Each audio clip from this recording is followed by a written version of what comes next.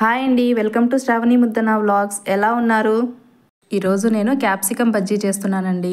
So ఇది వచ్చేసి మిరపకాయ బజ్జీ కంటే కూడా ఇంకా టేస్ట్ చాలా బాగుంటుంది. ఈరోజు అయితే నేను వీటిని మా కడప స్టైల్లో ఎర్రకారం చేసి వాటి కాంబినేషన్లో చేశానమాట. సో టేస్ట్ అయితే వేరే లెవెల్ అనమాట. వీటిని తయారు చేయడం కోసం నేను 2 పెద్ద క్యాప్సికమ్ తీసుకొని సో ఇలాగ నిలువుగా కట్ చేసుకున్నాను అనమాట.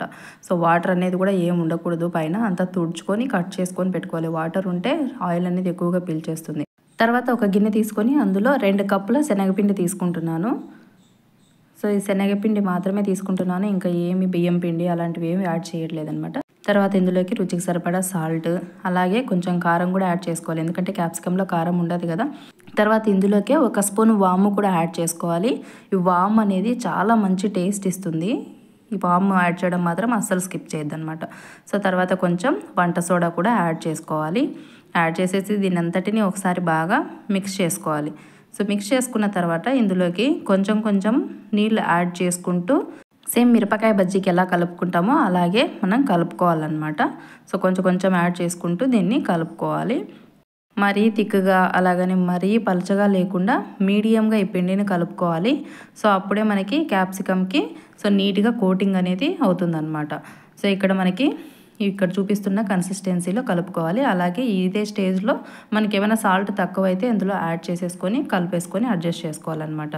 సో ఓకేనా. ఇంకా ఎవరైనా నా ఛానల్ని సబ్స్క్రైబ్ చేయనట్లయితే ప్లీజ్ సబ్స్క్రైబ్ చేయండి. అలాగే వీడియోని లైక్ చేయండి, మరింత మందికి షేర్ అవుతుంది. ప్లీజ్ సబ్స్క్రైబ్ చేయడం కోసం వీడియో కింద ఉన్న సబ్స్క్రైబ్ బటన్ని ప్రెస్ చేయండి. గంట సింబల్ని క్లిక్ చేసినట్టయితే కొన్ని నోటిఫికేషన్స్ వస్తాయి. ఆల్ అనే ఆప్షన్ క్లిక్ చేసినట్లయితే నేను చేసే ప్రతి వీడియో నోటిఫికేషన్ మీకు వస్తుంది. అలాగే నా ఛానల్ని లైక్ చేయండి. ఇప్పుడైతే పిండి తయారైపోయింది కదా, ఈలోపు మనం ఎర్రకారం చేసుకుందాం. దానికోసం ఒక మిక్సీ గిన్నె తీసుకొని అందులో ఒక పెద్ద ఆనియన్ కట్ చేసి వేసుకోవాలి. అలాగే ఒక మీడియం సైజు టొమాటో, అలాగే 4 ఎండుమిర్చికి, అలాగే కొన్ని వెల్లుల్లి రెబ్బలు, కొంచెం రుచికి సరిపడా సాల్ట్ కూడా యాడ్ చేసుకొని సో దీన్ని మిక్సీ పట్టేసుకోవాలన్నమాట. సో ఇలాగా. సో ఇదే ఎర్రకారం అనమాట. ఏంటి ఇదే ఎర్రకారం అనుకుంటున్నారా? సూపర్ టేస్టీగా ఉంటుంది, ఒకసారి ట్రై చేయండి. సో ఇప్పుడు చూసారా మన పిండి ఇలా వేలుతో అలా అన్నామంటే వేలుకి చూడండి ఎలా కోట్ అయిందో, అలా కోట్ అయితే సరిపోతుందన్నమాట. సో ఇప్పుడు ఈ క్యాప్సికమ్ని తీసుకొని సో దీంట్లో బాగా కోటింగ్ ఇవ్వాలన్నమాట. పిండిని కోటింగ్ ఇచ్చేసి సో సేమ్ మనం బజ్జీలు ఎలా వేసుకుంటామో అలాగే ఆయిల్లో ఫ్రై చేసేసుకోవడమే బజ్జీలు వేసేసి. ఈ బజ్జీలు వేయడానికి ఆయిల్ అనేది మీడియంగా హీట్ అవ్వాలండి. మరీ ఎక్కువగా హీట్ అయిపోకూడదు, తక్కువగా కూడా ఉండకూడదు అనమాట. మీడియం హీట్లో ఉన్నప్పుడే సో లోపల వరకు బజ్జీలు బాగా ఫ్రై అవుతాయి. సో లేదంటే లోపల పిండిగా ఉండిపోతుంది, క్యాప్సికమ్ కూడా ఉడకదనమాట, పచ్చిగానే అలాగే ఉండిపోతుంది.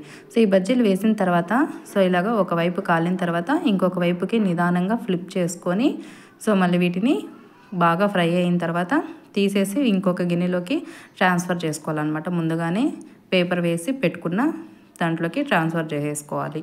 సో ఇక్కడ చూపిస్తున్నట్లు. సో ఇలా తీసేటప్పుడు మాత్రం చాలా జాగ్రత్తగా ఉండాలండి, ఎందుకంటే సో అక్కడ ఆయిల్లో ఇవి స్లిప్ అయిపోయేసి ఆయిల్లో పడ్డాయంటే మాత్రం సో ఆయిల్ అంతా వచ్చి మొహం మీద పడుతుందన్నమాట. సో వేసేటప్పుడు అలాగే తీసేటప్పుడు కొంచెం జాగ్రత్తగా ఉండాలి. సో ఇలాగే మీకు ఎన్ని ఆయిల్ కావాలంటే సో అన్ని ఆయిల్ ఇలా వేసుకొని వేయించేసుకొని సో ఇక్కడ పేపర్ టవల్ వేసిన దాంట్లోకి ట్రాన్స్ఫర్ చేసేసుకుంటే సరిపోతుంది. ఇలా ఎర్రకారంతో ఎంజాయ్ చేయొచ్చు అనమాట. సో సూపర్ అంటే సూపర్ టేస్టీగా ఉంటుందండి. ఇక్కడ చూడండి బజ్జీని లోపలి వరకు బాగా ఫ్రై అయింది. అలాగే వచ్చేసి మనకి క్యాప్సికమ్ కూడా చాలా బాగా నీట్గా ఉడికిందనమాట. సో అందుకే మీడియం ఫ్లేమ్లో పెట్టుకొని సో దీన్ని ఫ్రై చేసుకోవాలి. మీరు కూడా ట్రై చేసి ఎలా కుదిరిందో కమెంట్ చేయండి.